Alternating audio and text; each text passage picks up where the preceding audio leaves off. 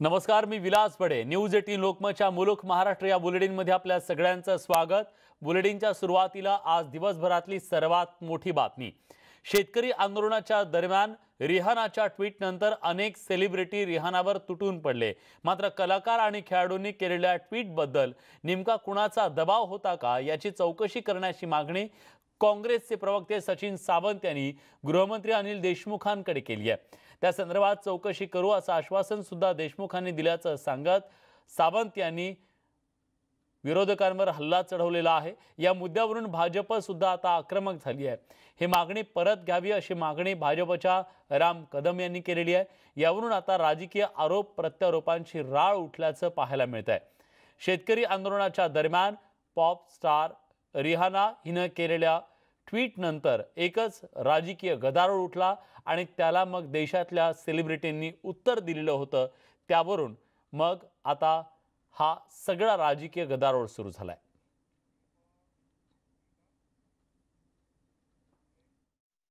भाजपच्या इशाऱ्यावरती, भाजपच्या दबावाखाली, मोदी सरकारच्या दबावाखाली हे ट्विट करायला भाग पाडलं गेलं का याची चौकशी झाली पाहिजे. कारण अत्यंत गंभीर मुद्दा आहे. देश पातळीवरती सगळ्या संविधानिक संस्था जर दबावात असतील तर ही जे काही सेलिब्रिटी आहेत तेही दबावत शकतात. आपले राष्ट्रीय हिरो आहेत, नॅशनल हिरोज आहेत. त्यामुळे त्यांना संरक्षण दिलं पाहिजे मोदी सरकारकडनं. आणि भाजपाने कुठल्या तऱ्हेचा दबाव वाढला याची देखील चौकशी झाली पाहिजे अशी मागणी आम्ही गृहमंत्र्यांकडे केली आणि माननीय गृहमंत्र्यांनी त्याच्यावरती इंटेलिजन्स डिपार्टमेंट याची चौकशी करेल अशा तऱ्हेचे आदेश दिलेले आहेत. लता दीदींचा सचिन तेंडुलकर यांचा आणि अखंड महाराष्ट्राचा अपमान आहे. काँग्रेस पक्षानं आणि महाराष्ट्राच्या सरकारनं माफी मागत हा त्यांचा तुगलकी निर्णय मागे घ्यावा. अरे देवी देवतांना ज्यांनी शिव्या घातल्या, अपमान केला, त्याची तुम्ही चौकशी करत नाही, पण तुम्ही लता दीदींची चौकशी करायला निघालाय. दरम्यान मत्सर आणि द्वेषापोटी सेलिब्रिटींची चौकशी करणार असल्याची टीका भाजपच्या अतुल भातखळकरांनी सरकारवर केली आहे. तर सेलिब्रिटींनी ट्विट करताना आपलं स्टेटस लोकांमुळे आहे याची जाण ठेवावी असा टोला मुंबई काँग्रेसचे अध्यक्ष भाई जगताप यांनी लगावलाय. देशहिताकरता केलेल्या ट्विटची सुद्धा आम्ही चौकशी करू हे म्हणणं म्हणजे करोना अनिल देशमुखांना झालाय का त्यांच्या मेंदूला झालाय असा प्रश्न पडावा अशा प्रकारची स्थिती आहे.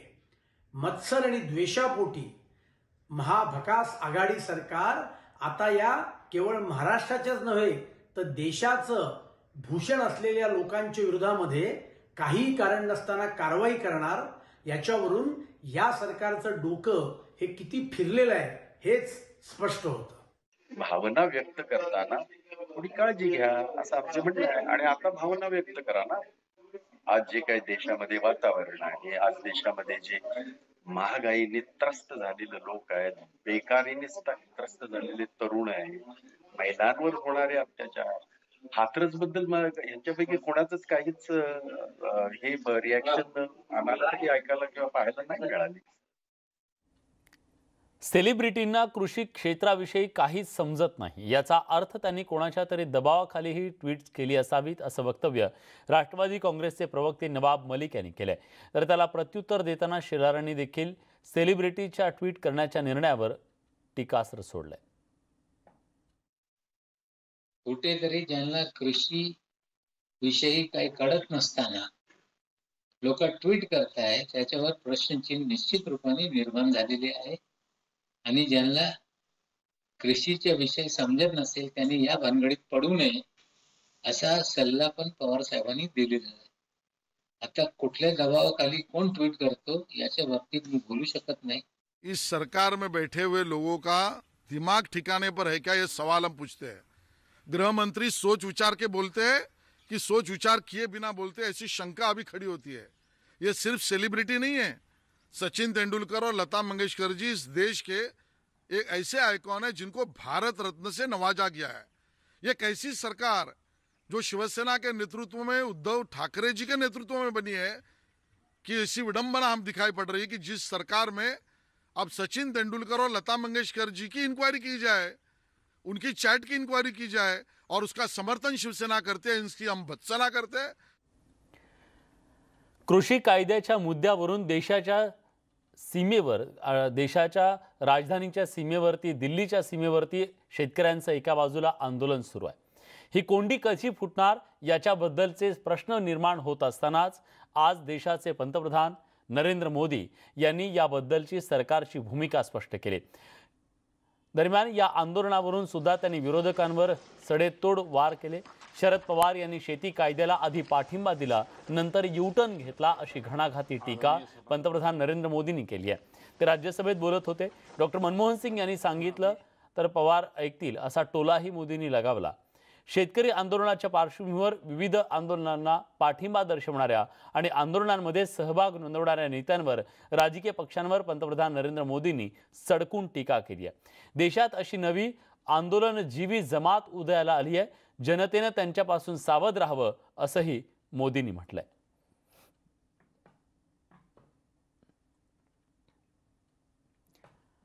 पंतप्रधान नरेंद्र मोदींनी आंदोलन करताना आंदोलनजीवी म्हटल्यानं विरोधकांनी त्यांच्या या वक्तव्यावर टीका केली आहे। श्रमजीवी, बुद्धिजीवी, ये सारे शब्दों से परिचित हैं, लेकिन मैं देख रहा हूं कि पिछले कुछ समय से इस देश में एक नई जमात पैदा हुई है, एक नई बिरादरी सामने आई है और वो है आंदोलनजीवी। ये जमात आप देखोगे, वकीलों का आंदोलन है वो वहां नजर आएंगे, स्टूडेंट का आंदोलन है वो वहां नजर आएंगे, मजदूर का आंदोलन है वो वहां नजर आएंगे, कभी पर्दे के पीछे कभी पर्दे के आगे। एक पूरी टोली है जी जो आंदोलनजीवी है। आंदोलनजीवी हा शब्द त्यांनी का वापरला मला माहित नाही, पण तसं म्हटलं तर भारतीय जनता पक्ष हा सगळ्यात जास्त आंदोलनजीवी पक्ष आहे। या पक्षानं आयुष्यभर आंदोलनच केलेली आहेत सर्वत्र, मग जम्मू काश्मीरपासून ते कन्याकुमारीपर्यंत। आता पश्चिम बंगालला काय झालं, आंदोलनच सुरू आहे ना, मग कशा करता चाललं आहे तुमचं आंदोलन? महाराष्ट्रामध्ये आमच्या सरकारविरुद्ध कालही रस्त्यावरती उतरले होते सगळे लोक ते पाट्या घेऊन। मग आता मोदींनी त्यांना काय म्हणावं? त्यांच्याच लोकांना आंदोलनजीवीच आहेत ना, मग ते अशी चेष्टा आंदोलनाची देशाच्या प्रधानमंत्र्यांनी करू नये, कारण स्वतः मोदीने सुद्धा आंदोलनं केली आहेत। कुठल्याही आंदोलनाला पाठिंबा देणारे हे आंदोलनजीवी परजीवी असून प्रत्येक राज्यात असे परजीवी पाहायला मिळतात असंही मोदी म्हणाले। यावर खासदार अरविंद सावंत यांनी टीका केली आहे। देश आंदोलनजीवी लोगों से बचे, इसके लिए हम सबको, और ये उनकी ताकत है। उनका क्या है, खुद खड़ा नहीं कर सकते चीजें, किसी की चल रही तो जाके बैठ जाते हैं, वो अपना जो जितने दिन चले चल जाता है उनका। ऐसे लोगों को पहचानने की बहुत आवश्यकता है। ये सारे आंदोलनजीवी परजीवी होते हैं कि आप जहां जहां सरकारें चलाते होंगे आपको भी ऐसे परजीवी आंदोलनजीवियों का अनुभव होता हो। तुम्ही आंदोलनातच मोठे झाला ना, आंदोलन करणं गुन्हा आहे का या देशामध्ये? तुम्ही तर रथयात्रा काढली होती, कसं विसरता? त्या सगळ्या आंदोलनातच पुढे आलोय ना। प्रभू रामचंद्राचं आपण जे अयोध्येचं आंदोलन केलं मंदिराचं, ते काय आहे? ते आंदोलनच होतं ना। त्या आंदोलनातच तुम्ही सत्तेवर आलेला। आंदोलनं खटकतात का, हा खरा प्रश्न आहे। कारण ती आंदोलनं तुम्ही सत्तेत असल्यानंतर झाली तर ती देशद्रोही असतात, आणि तुम्ही सत्तेत नसताना आंदोलन झाली तर ती देशहितासाठी असतात। यावरचा विरोधकांचा जो दावा आहे तो तुम्ही तुमच्या बोलण्या वागण्यातनं खरा आहे हे दाखवून देता। शेतकऱ्यांशी चर्चा करण्यासाठी सरकार सदैव तयार असून विरोधकांनी देखील एकत्र यावं आणि शेतकऱ्यांच्या मागण्यांवर तोडगा काढायला मदत करावी असं आवाहन पंतप्रधान नरेंद्र मोदींनी केलंय। त्यावर जर सर्वांनी एकत्र यायचं असेल तर मोदींनी शेतकऱ्यांना एक फोन करावा, त्यांच्याशी चर्चा करावी आणि आंदोलन संपवावं असं अरविंद सावंत म्हणाले। तर नाना पटोलेंनी देखील या वक्तव्यावर भाष्य केलंय। ऐकूयात ते काय म्हणतात। अच्छे सुझावों के साथ, अच्छे सुधारों की तैयारी के साथ हम सबको आगे बढ़ना चाहिए।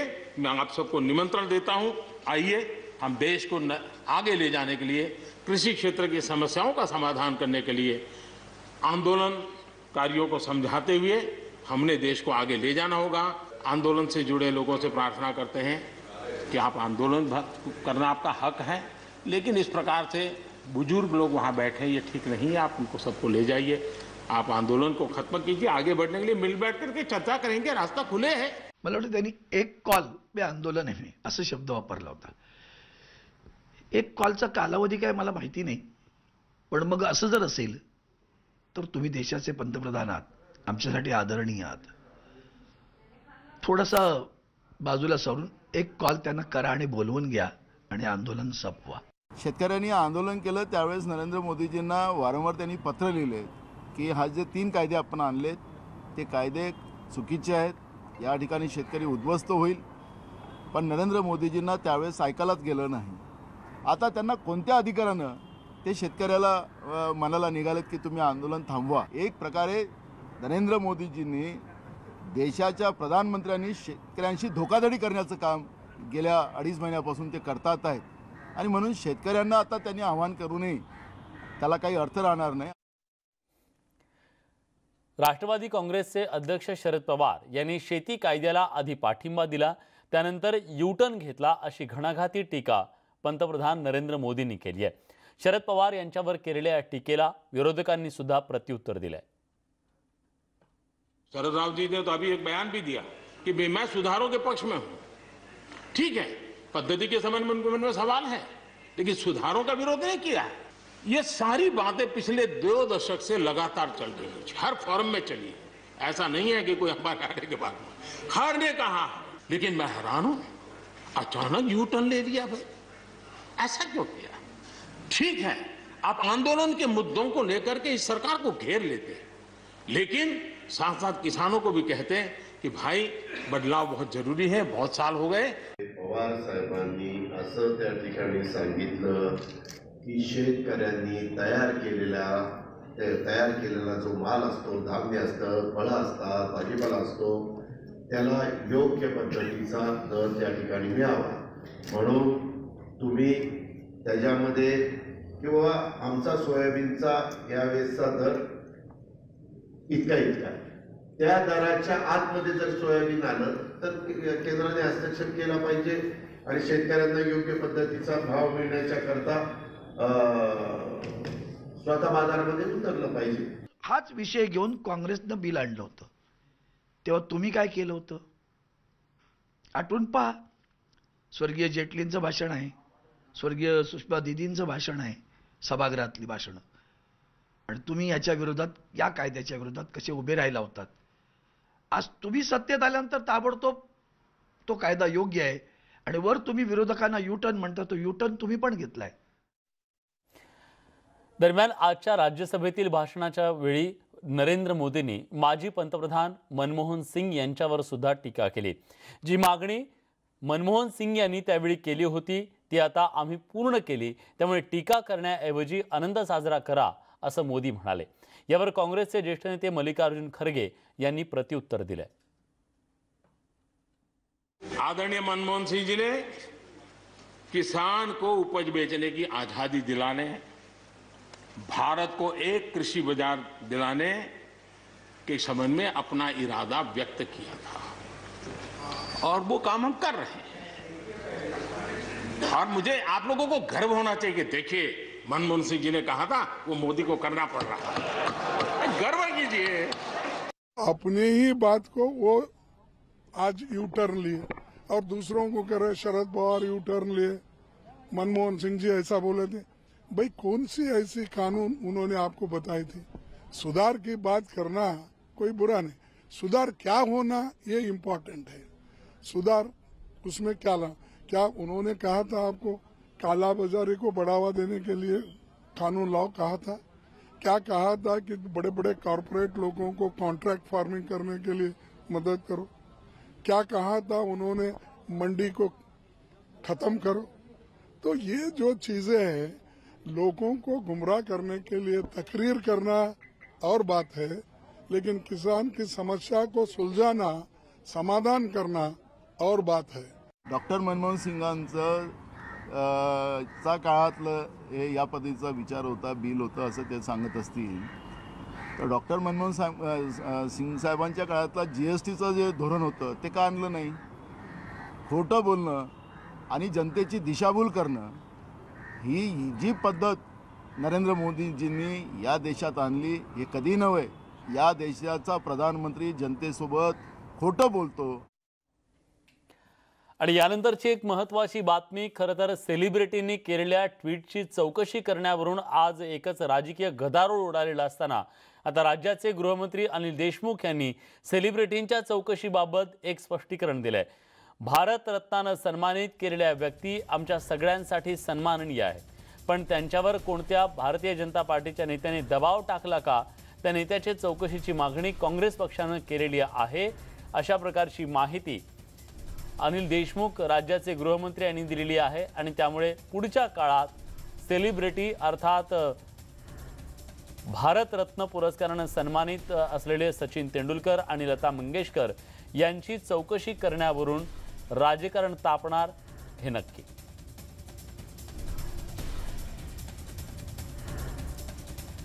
याच बातमीसोबत बुलेटिनमध्ये आपण एक छोटासा ब्रेक घेतोय। ब्रेक नंतर बघूयात देशभरात करण्यात आलेल्या कोरोनाच्या राष्ट्रीय सर्वेक्षणाची बातमी। कुठे जाऊ नका, पहा फक्त न्यूज 18 लोकमत।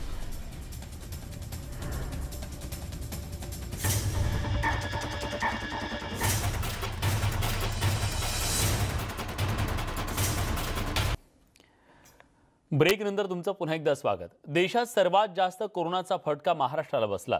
इथं सर्वाधिक रुग्ण आणि कोरोनामुळे मृत्यू झाले। आता इतर राज्यांच्या तुलनेत कोरोनाचा प्रसार थांबवण्यात आणि मृत्यूचा आकडा रोखण्यात महाराष्ट्र सपशेल अपयशी ठरल्याचा ठपका राष्ट्रीय सर्वेक्षणातून ठेवण्यात आलाय।